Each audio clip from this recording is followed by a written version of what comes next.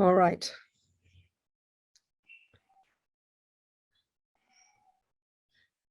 Okay, let me get organized. My church bells are telling me it's 10 o'clock. I've got the cathedral just outside. The cathedral here in Santa Fe, it's built on the site. Those came in the mid 1600s. They came and built their first church.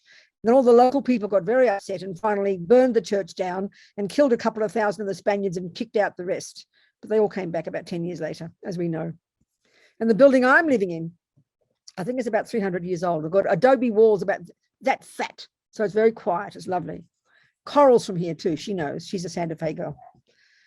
It's a very odd place, Santa Fe. I keep saying that. If you asked me to that I would like to settle in when I get old, I would never have put Santa Fe. When I used to come here in the very beginning, it's not again, I mean, Barbara's a Santa Fe. I mean, Mary's a Santa Fe girl. Don't worry about it. Coral is, people are, never mind. But all I know is I'm a big city girl. So I would have had London, Los Angeles, Sydney, New York. They'll be on my list. I've had this fantasy. My fantasy of retirement was a little studio apartment in New York City on about the 10th floor, facing the sky. And then and I'd do my editing and my teachings all day. And then I would go downstairs at night and go to the jazz club. That was my fantasy. I forget it now, in Santa Fe, this peculiar city. And when I'd come here and teach, and I'd fly into Albuquerque and I'd drive to Santa Fe, I'd say to myself, oh, thank God I don't live here. And here I am living here. It's very funny, isn't it? Lamieshi says, karma takes care. Definitely karma is taking care. Here I am. Anyway, folks, what do we talk about? Who is everybody? What do we talk about today? I'm going to leave it to you guys now. I'm going to come up with a question first. Come on. What shall we discuss for 1 hour? Anything. Come up with something that's current, that's happening. Christy. Hello, Christy. I don't know you, do I, darling? Have we met before, Christy? Put your unmute on. Unmute yourself. Have we met before? Yes, we one class. Oh, okay. Happy to see. And I'm also in Santa Fe, but I love it here. All right, you like it. I'm getting. I mean, I know I shouldn't be rude, should I? Santa Fe. So. It's okay. Tell Okay. everyone it's awful. Yeah. Anyway, the people here are nice. It's true. So, darlings, what should we talk about? What questions have you got? Anything at all? Please say something. Hillary? Yes. Good. Hillary. Yes. Come on. Good morning. Thank you for your teachings, Venerable Robina. Thank you. So, you know, my mother put her dog down the other day, and she placed a stack of Tibetan prayers on the dog's body after it passed. Mm-hmm. It was something that I had sent her from the FPMT site. Yes, that I understand. Yes, good. And so it made me wonder, so you may have gone over this before, but I don't know the answer. What is it in us that follows from lifetime to lifetime that knows the intricacy of our karma? That you know, what is it? Is it the subtle body? No, I understand. No. That's a very interesting question. So it brings us to this topic of karma, which is kind of a totally unique Buddhist thing. You know, it's not like that. It's like, you know, it's a bit like what, when, the Buddha's view is, this is the Buddha's view, it's his experience, his view, it's been around in India for 3,000 years, his view, that the consciousness is not physical. Consciousness, Buddhism, as you know, doesn't talk about a soul, doesn't talk about some separate little piece. The word the Buddhists use are mind, but it refers to your unconscious, subconscious, or your intellectual, your emotions, your feelings, or the entire spectrum of your inner being. So the death process, as you know, they describe it in great detail, this gradual deconstruction of the body and the mind, the grosser level to the subtle to the very subtle. So when you get to what they call the very subtle consciousness, which is this, you know, just trying to imagine it, the subtlest level of your conscious being. It's a continuity. It's come from before and it'll continue on. And it's kind of, this is the one point. The second point is, for the Buddha, the natural law that runs the universe. I mean, this is something, when we hear about it in the West, we hear karma, we think of it as a big stick that somehow someone's using to beat you up. We think of it in a very superstitious way. And because we're so used to the concept of a punishment and reward, let's say we've been Christian or Muslim or are Christian and Muslim, we tend to think of punishment and reward, that God is the boss. And then when we do naughty things, we're punished, and we do good things, we're rewarded. I know it's simplistic, but we tend to have that view. So when we hear about karma, we hear it in the same way, but just a different way of putting it. But the Buddhist view is fundamentally clear. There's nobody running the show. And that's a shock to us because we always assume there has to be someone running the show. I mean, even if it's not a creator, we still think there's something in here. And that's your question. What is it that's running the show? Well, the Buddhist view is it's a natural law. Botany doesn't need a boss. Botany really doesn't need a gardener. If you leave botany to itself, it's a natural law. The conditions of the world are such that the weather this way, the water, the soil, the seeds, and you put them all together, depending whether it's the tropics or Iceland, something will grow. So it's a natural law. You don't ask, well, what is it in there that makes the law work? It's a natural law. And that's the concept that's really important to get. We get it when it comes to botany, to gravity, numbers, they're natural laws.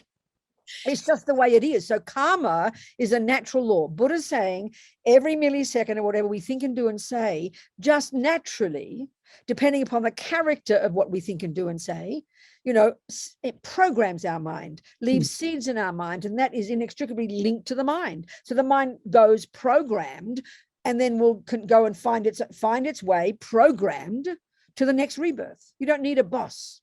So that's when you talk about when we're born with a propensity towards that's right. That's right. We're born. That's right. Whether you're born as a psychopath or a musician or reasonable kind of nice person, we've all got different qualities. We tend to think, if of course in our materialist culture, because we just say we are only the body, we're only the brain, we track ourselves back trying to find out where the psychopathic came from. We track it back to mummy and daddy, the grandma and the monkeys. That's the only way we can go, isn't it? Because it's all physical. Well, Buddha would track your physical back to your body, your mother, no problem, but not your mind. It tracks itself back to itself. And so whatever you put in the mind, you're going to experience the fruit of that. And whatever you put in your garden, it'll ripen as whatever experiences you put, that's it. So it's a natural law. And it's the mind, the subtle mind is what is from incarnation to incarnation. Well, that's just the word they use. It's the consciousness. We've got consciousness or mind, and we have body. So we know we've got these grosser levels. In day-to-day life, we've got the sensory consciousness. We've got all our thoughts and feelings and the brain, indeed. And then as you go through the death process, by the time you stop breathing, when the world thinks you're dead already, you're not dead yet. Just the grosser level has ceased, but your subtle mind is now existing. And then it keeps getting more subtle and more subtle. And eventually, when the time is right, that consciousness will leave the body and already programmed with its own tendencies will find its way to its new mummy. No one's running it. It's your consciousness. There are different, generally speaking, mind and consciousness are used synonymously. So it's your continuity of your continuity of consciousness that goes from life to life. That's the Buddhist view. Do you understand? I do. Thank you. Good, darling. Yes, Christy.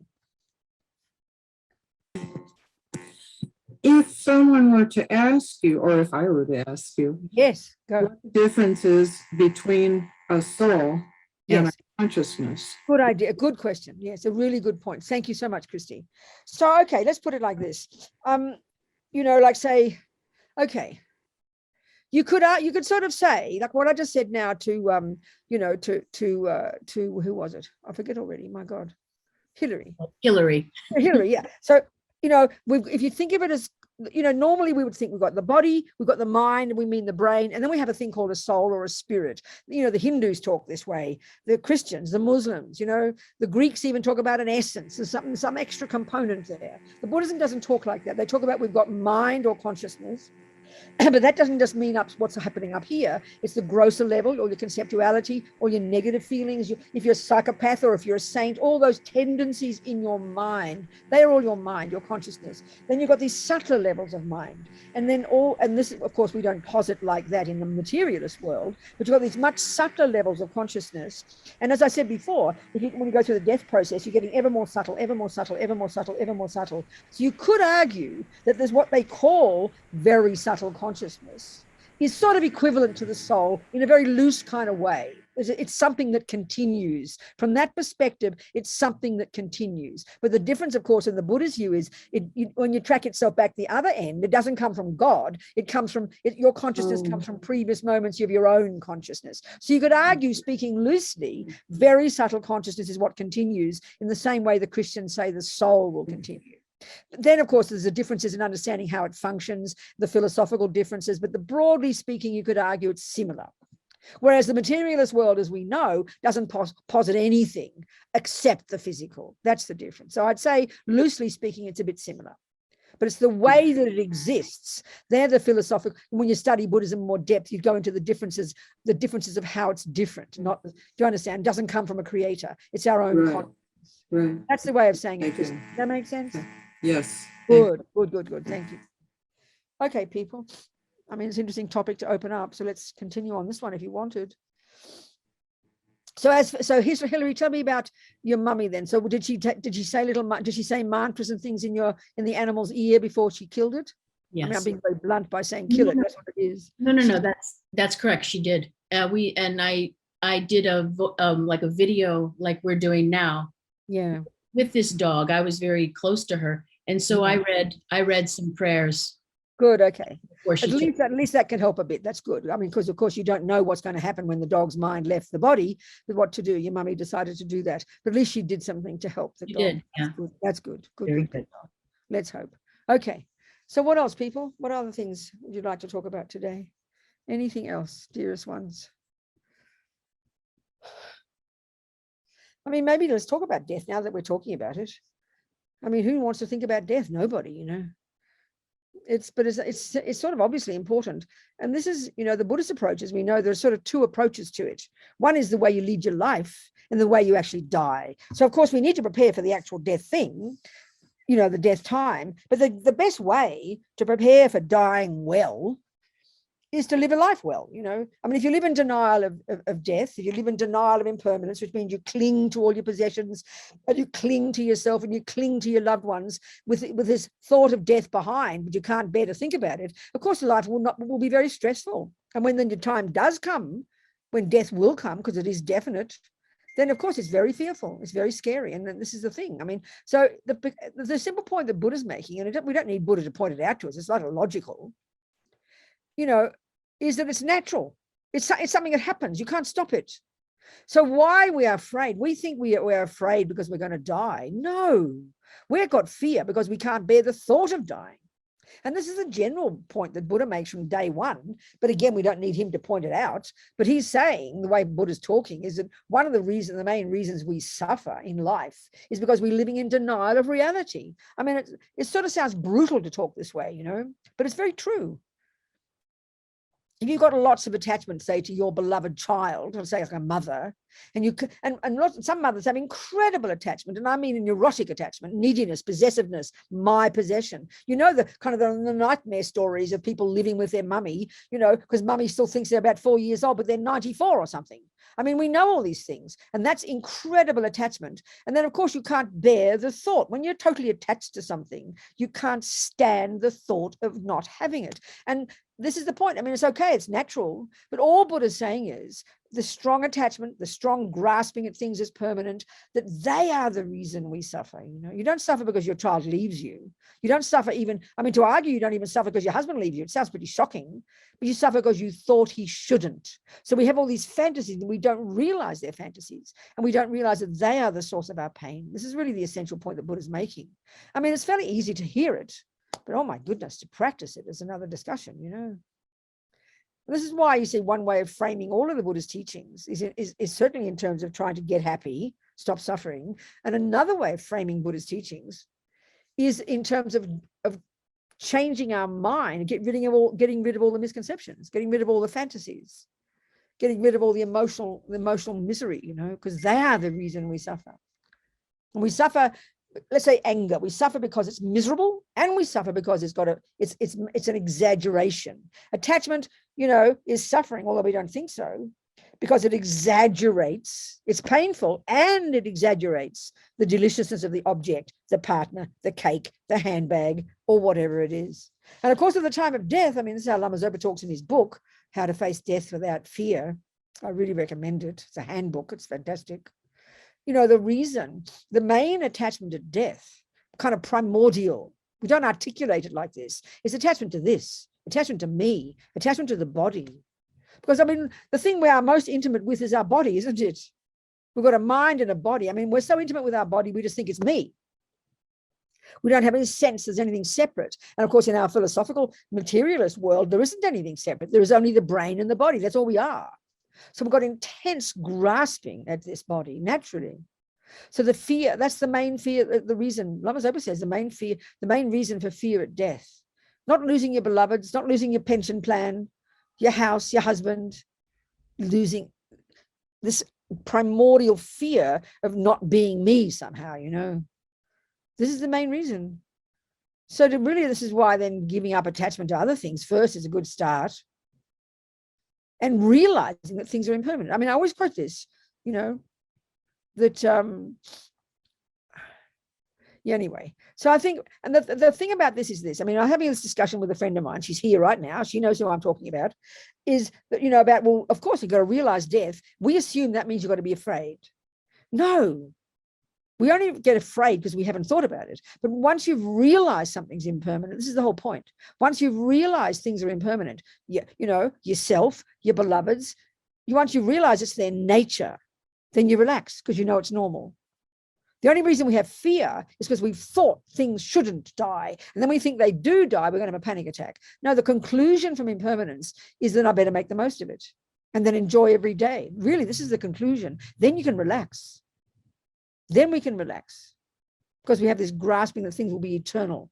And that's why when suffering happens, we get so depressed because we think there's no light at the end of the tunnel. So understanding impermanence goes both ways. When everything's lovely and delicious and you're clinging to it, you know, it's good to realize things are impermanent. But also when things are bad, when things are down and you can't see the light at the end of the tunnel, then you get confidence knowing it will pass. And then once you're in touch with impermanence, that's the point that Buddha's making. Once we're in touch with reality, once we experientially know this is how things are, then we don't get surprised and we don't suffer. This is the point. We don't suffer. So it's a good thing to get in touch with. And it's one of the first ones. It's one of the first reasons we suffer because we live in fantasy, you know. So things are impermanent. Not to make us scared. It can be very scary. I mean, the person I'm talking about, you know, she has panic attacks when she thinks about it. We have to learn to realize it's natural. And then the conclusion is, oh my God, I might as well just give up and die. We're going to die, so why bother? That's nihilism. We've got to be optimistic, then make the most of it. This is the point, every day, every second. And then when you realize that, then you don't waste it. You don't waste your life. You don't waste yourself. You don't waste your resources. You're on the case, you know. You prioritize. You prioritize. I use the analogy, it's a bit like if you've got a flight, you know, you've got a flight, you've got to get to the, you know, you got a flight tonight at 9 o'clock. Think of this. So you've got a goal. There's a deadline. There's a lovely term, deadline. You've got a deadline. You've got to get to the airport by 9 o'clock. So suddenly you realize, don't you, everything is focused on what is necessary to do to get you to the airline tonight. You don't start, you know, cleaning your windows. You don't start, you know, kind of suing the next door neighbor for all the noise. You suddenly are galvanized into action, and everything you do, because you know you've got to be at the airport tonight, everything you do will be what is a priority to get you to the airport. Well, that's the same with death. Then suddenly you're galvanized into action. You're only going to practice morality. You don't worry so much about all the fights. You don't need to get anxious about things. What's the point, you know? Because you're focused on making the most of your life. And then every second you enjoy your life more. Living in fear of death, you're just paralyzed. But recognizing it, then you live it, then you enjoy every moment of life when it comes, you know. It's a really important point. And call it Buddhism, but it's common sense. This is reality. Buddha didn't make this up and dump it on reality. This is reality. And we can see how we cling to things as being forever, you know, when things are going nicely. I always quote, like relationships, we will be together until we're 80. Because you're in love with somebody now. And then, of course, you're going to be shattered when you discover things are impermanent. You might be together till you're 80, but you might not. But we grasp at the fantasies. And then we try to sustain the fantasy. But you can't sustain a fantasy. It's not viable. But being in touch with reality, that's what calms the mind down. That's what makes us relaxed. That's what brings us, you know, down to earth. Then we make the most of life. Then we don't waste it. And we appreciate every second. This is the point. But of course, it's not easy for us if we have lots of fears already. We're always going to find something to be afraid of, you know. I mean, people live in fears. Can't even walk out their door. What if I get run over? What if the house collapses? I mean, people live in fears, and it's tormenting, you know.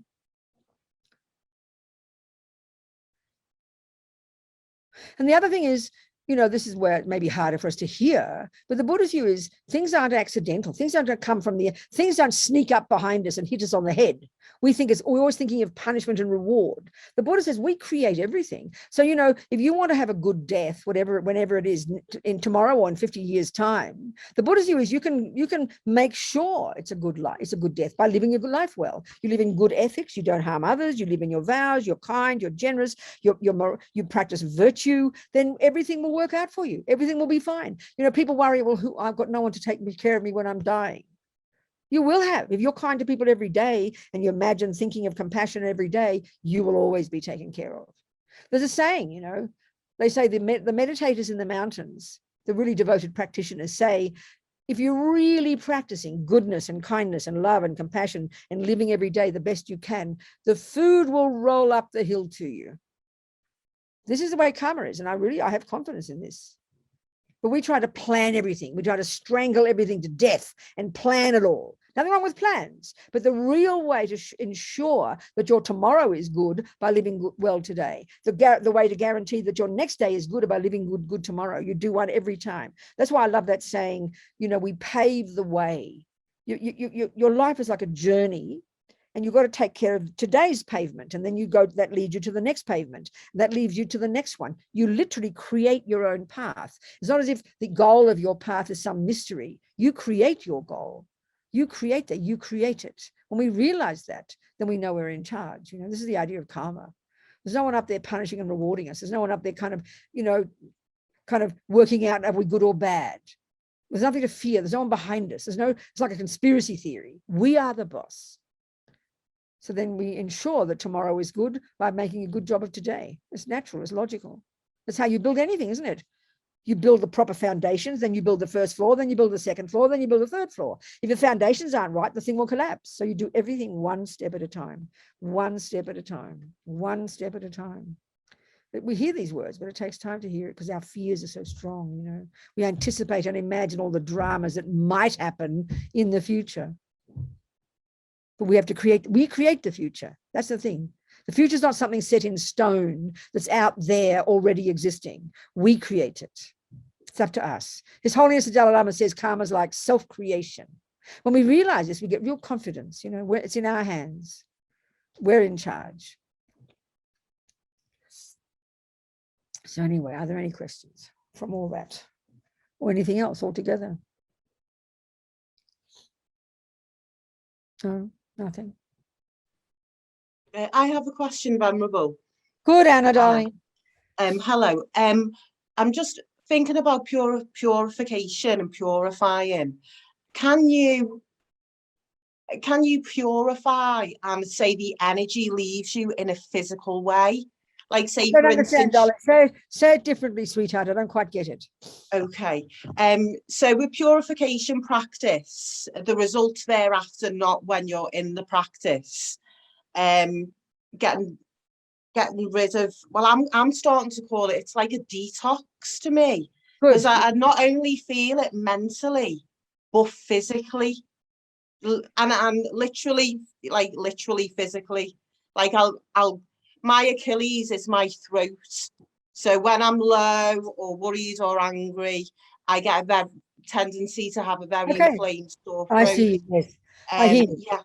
Yes. Okay. So what you're talking about, I think it is. There's clearly, and I mean in the medical profession that we know, we can see there's an intimate relationship between the body and the mind. So without sounding too esoteric about it, but I'll just, you've heard this before, that the Buddhist view of the body and the mind clearly are very different in many ways, as you know. So the point is, in the Tibetan medical system, for example, you go to your Tibet. This is based on the more esoteric Buddhist teachings, the view of the universe. It's we're made up of matter, which is the 4 elements. That's how they used to talk back in the Middle Ages. But now the Tibetan system, the Indian system, the Chinese system, they still talk in this way. That physical matter is made of the 4 elements. So your body is the 4 elements, okay?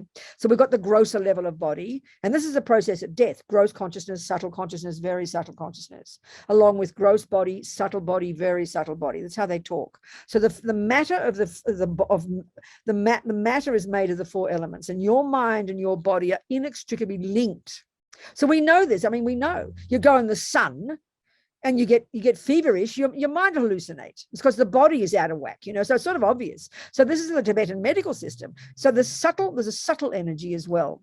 That's your thoughts and your feelings and your emotions. They're more subtle. And the way this Tibetan medical system, which is based upon this model, similar to the Chinese, talks, you've got this subtle nervous system, and then coursing through all those channels is your different wind energies, the prana, the wind energies. And your Tibetan doctor, and then your different states of mind are all inextricably linked to those wind energies. So your Tibetan doctor will feel your pulses, and she'll feel the imbalance of certain wind energies, which is physical, and she will know that that's related to your attachment. That's why your attachment mind, your over creative, never stopping, conceptual, berserk, out of control thoughts, which is attachment energy, is polluting your wind energy. So you're having all these panic attacks, or your anger is very strong, and that pollutes the wind. And so of course you feel it physically, darling. So when you're having an angry fit and you're screaming and yelling, you know, that the gross body is feeling it. Look at you, your heart's beating fast, your eyes are wide, the spit coming out your mouth, your mind is berserk, because the body and the mind at the grosser level and the subtle level are inextricably linked. So of course you're going to feel it physically. And indeed, you are purifying both the physical and the mental, because they're inextricably together. So if you're having positive thoughts, loving thoughts, or you're saying mantras, or you're having aspirations and prayers, they are positive thoughts. They are connected to those particular winds that purifies your body. So you can literally heal yourself by changing your mind. So of course it changes physically. And of course we feel it. That's even a gross level.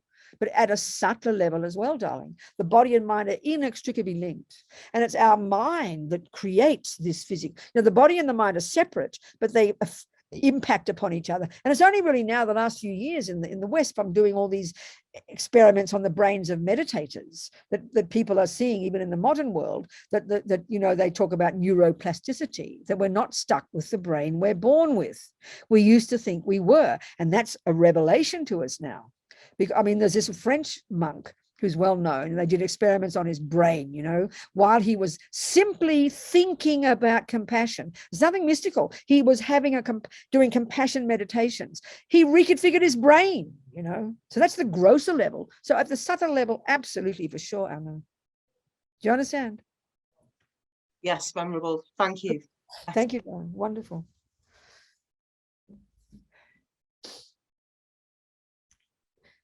Yeah.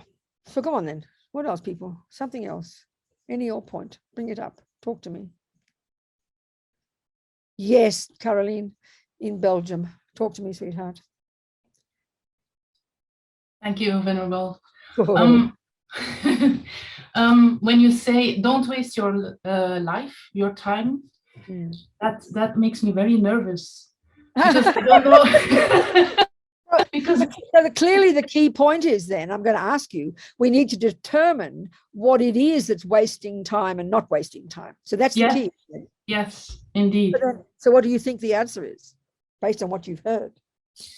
Well, I mean, if I speak personally, I think don't do any stupid stuff, and practice and learn. And yeah, but maybe an easy way to put it, and this is the real emphasis in the Bodhisattva teachings, that, you know, sure, in the very first level of practice, we've got to distinguish between kind of all the nuts and bolts. What is a negative action? What is a positive action? What is a negative state of mind? What is a positive? We need to learn that. That's like learning the botany. But now, when you're at the more advanced level, the compassion wing, and this is Lama's Open never stops teaching this, the key factor that determines whether what you think and do and say is not wasting is having a positive motivation. Yeah. So thinking in the morning, what am I doing? I'm alive. How fantastic. I'm still alive. I can't believe it. How amazing. I'm going to make the most of today. I'm going to try and use my body and speech to be of benefit to others, and use my mind to develop my qualities and be of use to others. So then reminding yourself throughout the day, when you have your food, you know, you do a little blessing of the food, you don't just shove it in your mouth mindlessly. And then you think, I'm going to eat so I can be healthy, so I can be a benefit to others. The thing is, when you understand the way we create karma, and it's quite technical, it's the motivation that impels us to do something that is the factor that determines the character of that action. So you could argue that eating in its nature is attachment, you know, it's mindless. We can see that.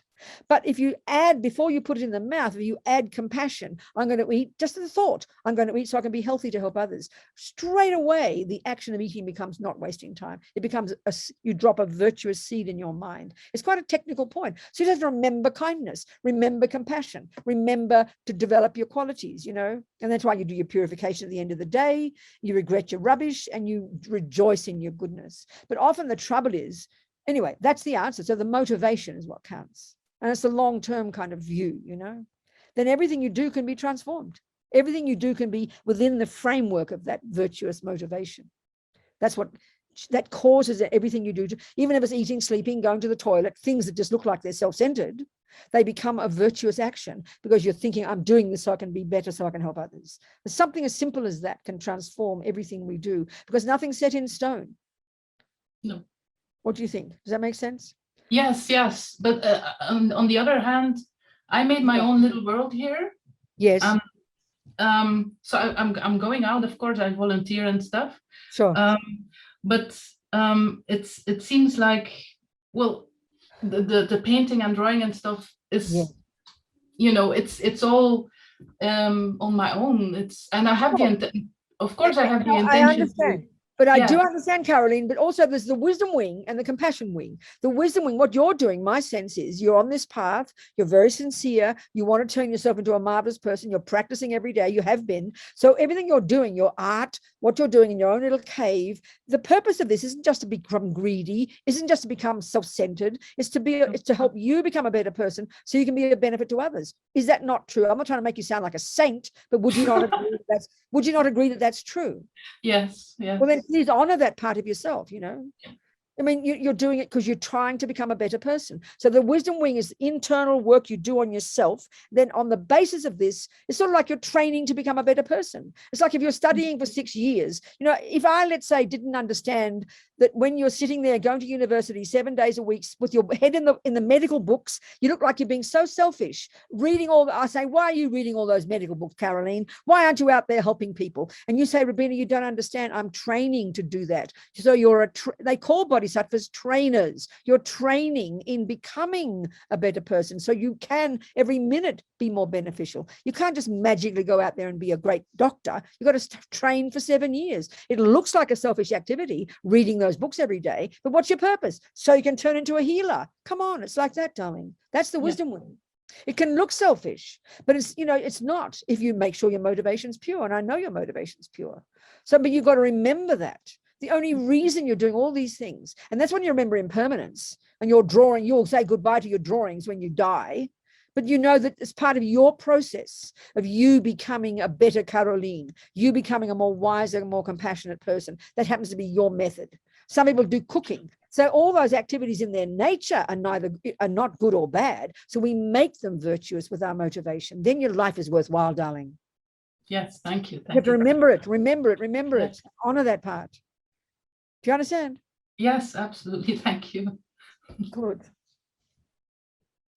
This is a really important one to remember, I mean, it's like if you were studying, it's such a good analogy. You're sitting there reading books for 7 years. You look like the most selfish person on the planet, but people don't know what you're doing. You're training to become a doctor so you can get out there and benefit others. So you're a trainee bodhisattva.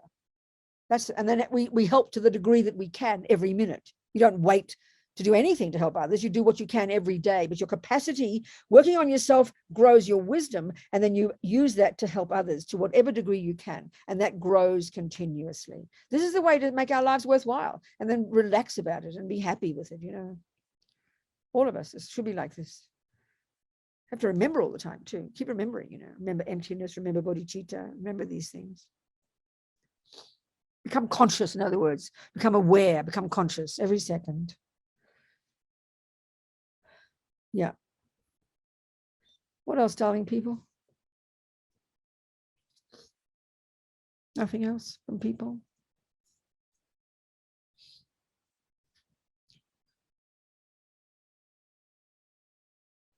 No. Okay. What else then?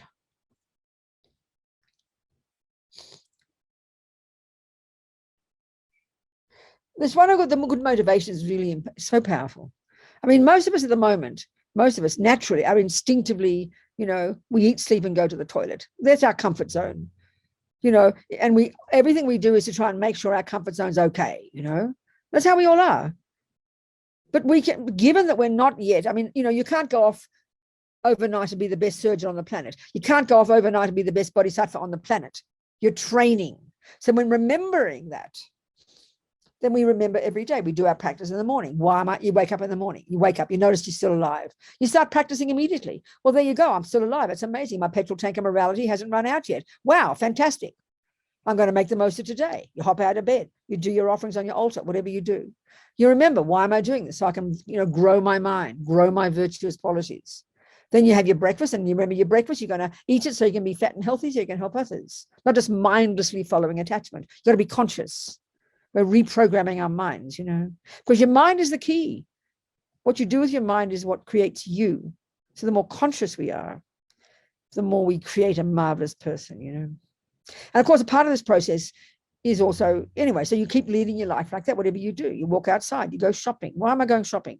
Well, so I can, not just to follow attachment, you know, so I can be healthy, so I can get food and do this and have clothes, so I can be useful, so I can keep practicing on my mind, so I can be a benefit to others. So it makes ordinary things something more marvelous. Not just following this kind of craving to be comfortable and eat, sleep, and go to the toilet and wake up, oh God, no, not another day, and groan, you know. We bring ourselves alive, and we keep it humble and simple. And of course, part of this process of becoming conscious inevitably means we're going to see our rubbish more. And often the tragedy is we over-exaggerate the rubbish. This can be a very, very real thing that we do. But that's just old habits, you know. And this is where this is a crucial thing to remember. Again, my friend who's here, we have this discussion many times. We hear, you know, the interesting thing is we know ourselves that when we start to become more conscious, we notice more vividly what seem to be the negative thoughts, the worries, the anxiety, the anger, the fears, and they seem to loom larger, don't they? They seem to loom pretty large, and they fill our head. But we totally forget about all the good ones. We don't pay attention to them. They're quietly sitting there, but we don't even focus on them. It's kind of the irony of ego in Buddhism. So then, and I mean, even in the texts, you know, when they talk about developing single-pointed concentration, this technique that's been around for 3,000 years, this meditation technique. And they say, and it's divided, as of course in the text, it's described in terms of 9 stages of development. And so they even say that a sign of success at the first of the 9 stages is that you think your mind is getting worse. Well, that's like going to the gym. For the first time, you come home and you can't believe the pain. You have discovered muscles you never knew you had. Now, this is really the point. You don't go rushing off to the doctor, do you? Oh my God, I'm in so much pain. No, because you know the pain is a good sign. That's the same with our mind. We have to remember this. It's a good sign. It means it means you're seeing your mind, you're noticing, because you're training yourself, you're pushing, you're moving forward. We've got to have the courage to realize this. Because sometimes what goes on in our mind is just this ancient habit coming to the surface. There's no conscious decision to want to kill or lie or steal. Or you know, we might have, but we hear the angry thoughts, we hear the jealous thoughts, we hear the depressed thoughts. The reality is they've been there all the time, but we haven't paid attention. These are all the ancient habits from before. We know that from the second we wake up in the morning until the second we go to sleep, we don't have to we don't have to decide, I think I'll think something. What do I think about now? We don't think that. The thoughts come flooding in. They're the old ancient stuff, all the positive thoughts and the negative thoughts, like a big soup.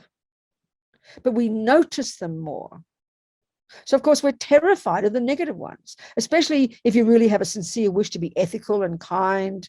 You want to be a good person. Then we get very distressed. We think, oh, I'm being so negative.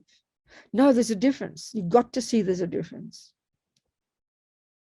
It's a bit like, I use this example. Let's say Anna is my therapist, and I go to Anna and I'm in tears and I'm as mad as hell at Lou. Lou's my poor old boyfriend. And Lou has been mean and ugly, and Lou might be mean and ugly. And there I am, he's harming me, and I'm angry. I'm so angry. And I go to Anna and I'm shouting and yelling, Lou did this and Lou did that, and I hate Lou. And Anna agrees with me. Yeah, Robina, how can you put up with that creepy guy? And in other words, that's me being angry. That's called being angry. I'm buying into these thoughts. I believe Lou is a creep, and I think I'm right to be angry. That's called being angry.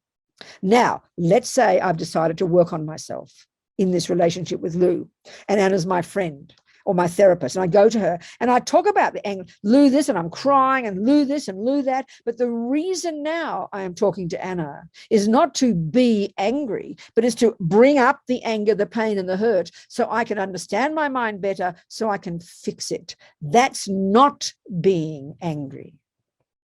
That's called not being angry. That's called purification. That's called the dirt coming out. So we shouldn't be afraid of our minds. And that's what we are. We are terrified, especially if we're trying to be good girls, We're terrified of all the naughty thoughts. So we want to push them all away. Or we think, I'm so bad. Look at me, No. Got to be not scared of our mind. It's all old stuff. It's just old stuff coming to the surface. We don't have to. This is why the crucial practice, this is the part that really takes us time. When we start to become conscious, then the crucial practice is sort of like to step away from the thoughts, to have the virtuous part of us observing the thoughts, observing the anger, crazy thoughts, observing the anxiety, observing the worries and the fears, and not buying into them. This takes time. Well, that's the beginning of doing Mahamudra. That's what Mahamudra practice is. Observing your thoughts, not buying into them. This is huge practice, This is a miracle if we can begin to do this. But our trouble is, because the thoughts are coming, flooding all the time, we are in the middle of the thoughts, and because they're there, we think they're true and we think they're real, and then we go crazy. We have no control, This is the crucial first step. You can't make all the thoughts go away, not yet. But we can stop believing them. We can stop buying into their stories. We can just observe them. This is a powerful practice. And then we have more courage. We're not so scared of them, because there's old stuff packed away in there. Thoughts are like reverberations, That's why they come that's why they come unwelcomed. That's why they come without being asked, because it's this uncontrolled all the time. For countless lifetimes, our minds have been this way, So it takes courage.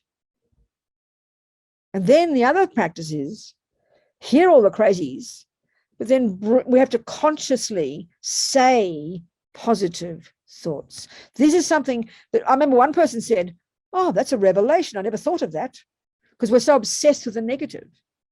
We keep trying to control them, to calm them down. We're sort of constantly dealing with the negative, but we're forgetting all the positive ones are sitting there. We just have to bring them up and say positive thoughts. This sounds so silly to us almost, but our mind is ours, So we can interpret the negative ones differently. We can rejoice in our practice. We can have a pure motivation. We can say positive things. I'm so fortunate. And if the fact is, because we so buy into all the negative ones, we don't notice all the good things of our lives. When you first hear about how we've got this precious human rebirth, you don't want to think about it. What do you mean, precious human rebirth? I'm a creep. We don't want to think about it, But the more we can recognize all the goodness in here, the wish to be good, the wish to practice. This is stupendous. On this planet, it is rare to find people who want to become better people. I mean, it's not the majority. I don't think so. So feel very happy that you've got that aspiration. That's pretty incredible. You should be weeping in happiness for yourself, that that's one of your tendencies. So pay attention to that tendency, not just the negative ones.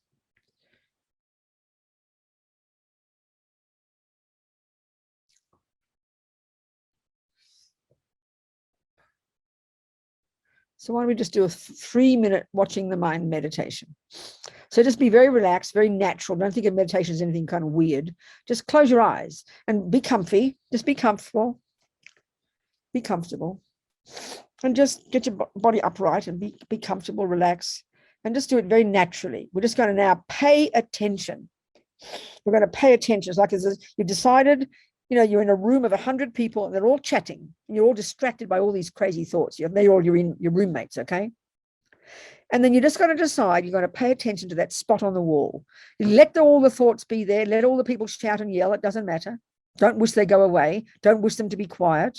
You're going to strongly, with determination, pay attention to like that spot on the wall. The difference here is you're going to pay attention.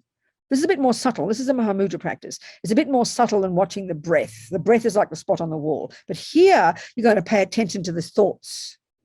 But you're not going to believe in them. You're not going to argue with them. You're not going to jump in and be involved in the conversation. You're just going to observe the thoughts.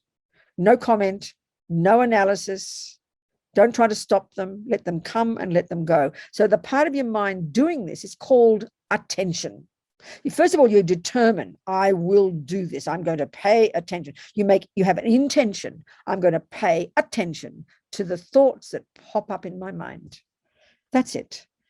For a few minutes, okay? With strong determination. Just watch the thoughts come and watch the thoughts go.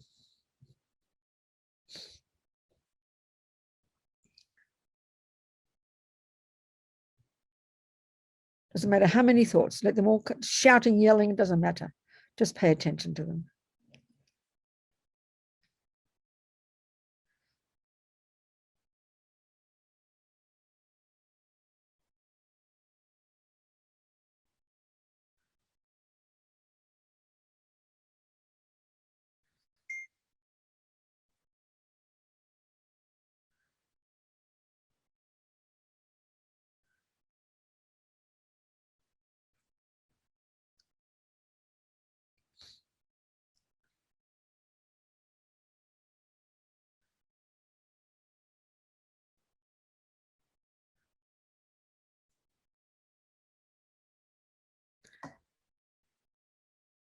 Just stay focused, pay attention.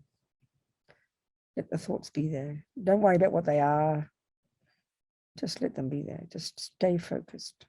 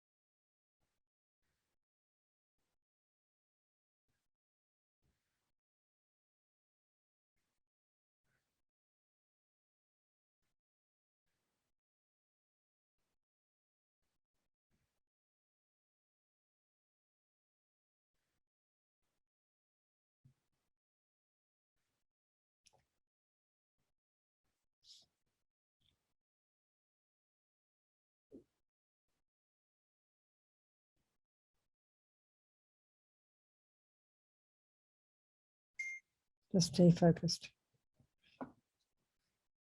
Don't get caught up in the thoughts. Don't get caught up in the conversations.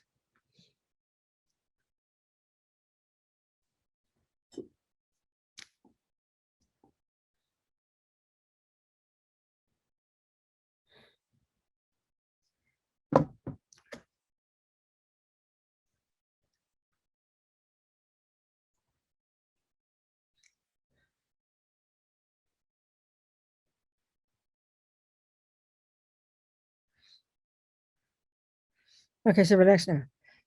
Just relax.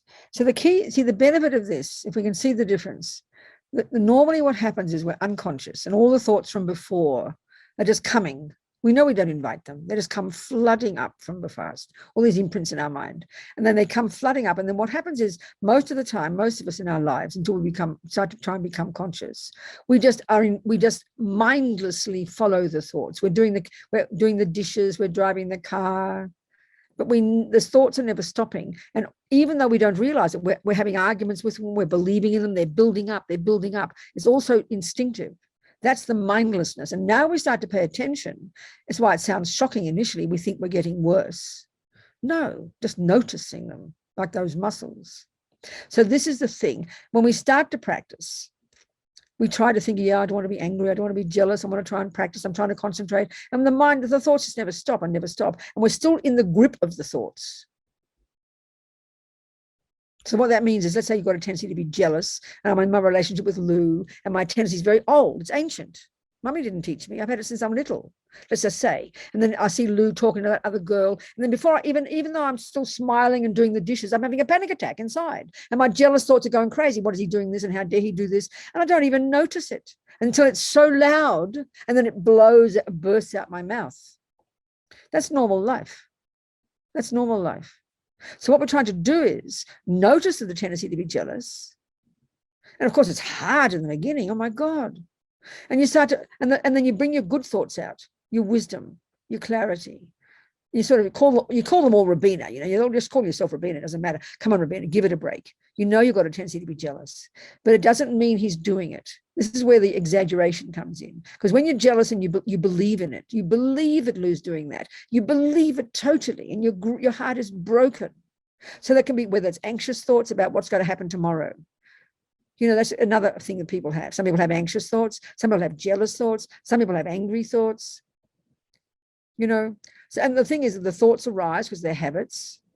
And then the normal one is we just buy into them and believe it's true. So I believe my jealous thought that Lou is doing that. I believe my anxious thought that my house will collapse tomorrow. Oh, that's mine. Later, Matt, darling. So the thing is, the thoughts are old. They're coming like crazy. But the practice is to slowly start to argue with them. This sounds so funny, but what are you doing? You're using your wisdom thoughts, your self-respectful thoughts. Well, give it a break, Robina. Maybe it's not going to happen. I know I am afraid it will happen, but maybe it won't happen. And anyway, then you even say to yourself, well, what's the point of worrying about it? There's no point in anticipating it. That's what worry does. It anticipates all the problems. And you try, and then this is where you realize impermanence. But it takes time. This process takes time, but it's possible. It's a doable job. We can do it. But we've got to be conscious though, and have courage. This is the point, Anyway, blah, blah. It's time to go nearly. Any final questions before we finish today?